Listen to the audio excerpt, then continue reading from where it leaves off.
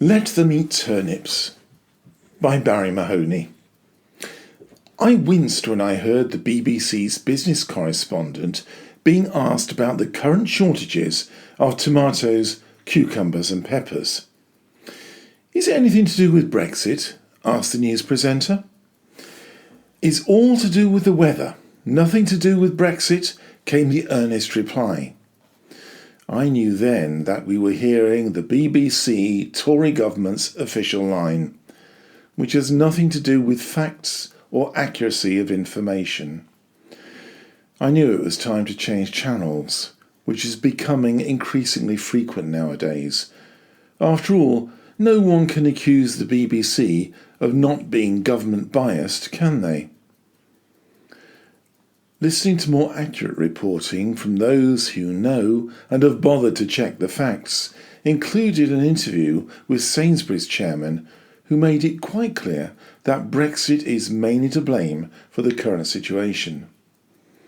Indeed, my amateurish fact-checking with friends living in Spain and elsewhere in Europe confirm that their fruit and vegetable shelves are full. There is no shortage of fruit and vegetables in the supermarkets.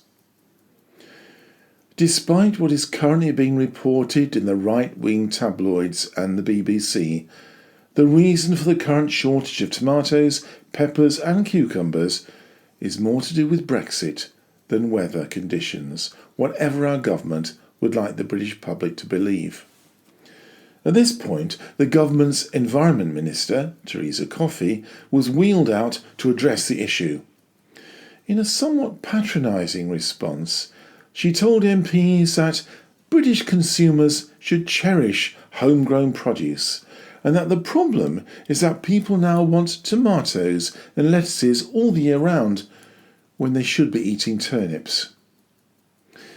Ms Coffey's remarks were quickly parodied by opposition MPs as "let them eat turnips," which is a reference to the 18th century French Queen Marie Antoinette, who responded to the bread shortage with the comment, "let them eat cake." Teresa does have a point, of course, and her clumsy remarks hid the obvious fact that we import far more food than we grow ourselves, often from countries far away, which have troubling environmental implications. We no longer eat to a seasonal timetable, but whatever we fancy, whenever we fancy it. In my own case, I eat a bowl of mixed fruit every morning for breakfast.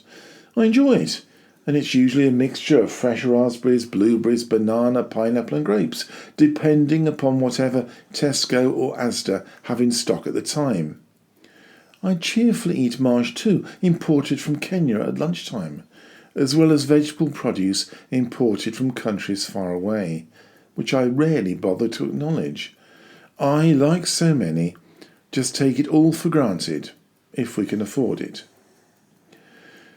If I put the clock back to my childhood, we ate whatever was grown in the garden or available at that time of the year. If we had apples during the winter months, it was because they had been wrapped in newspaper after picking and carefully stored.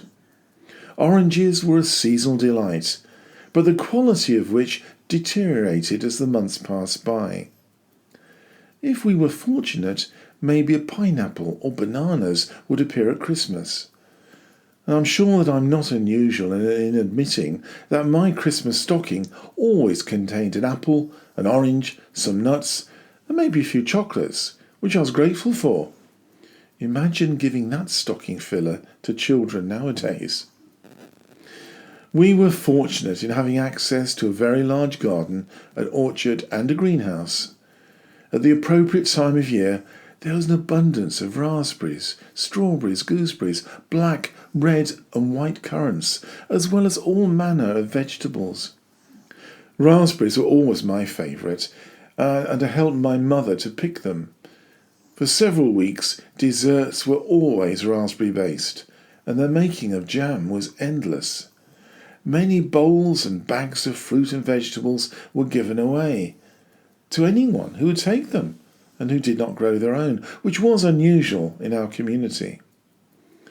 I love plums, especially the juicy Victoria variety, which I rarely see nowadays. None of these delicacies were available during the winter months, but that's when tinned or bottled fruits and vegetables came into their own on special occasions. Despite the abundance of fruit and vegetables that we had at home, my father was always very insistent that my mother only prepared and served meat, potatoes, and 2 vegetables at dinner time. He was always annoyed and grumpy whenever mother would decide to break party rules and serve 3 vegetables. I could never understand this, as we were inundated with the stuff. I used to question and later tease him whenever this issue came up, but I never got a straight answer.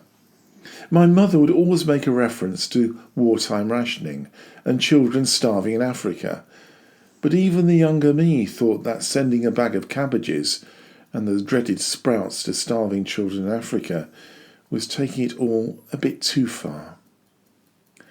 Teresa does have a point, and there is a case for growing much more of our own food, but the question of space, time and seasonal issues raise their ugly heads.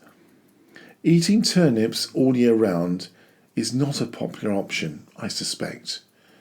During my childhood, allotments were plentiful in most areas, but nowadays these are a challenge to find, let alone to acquire one.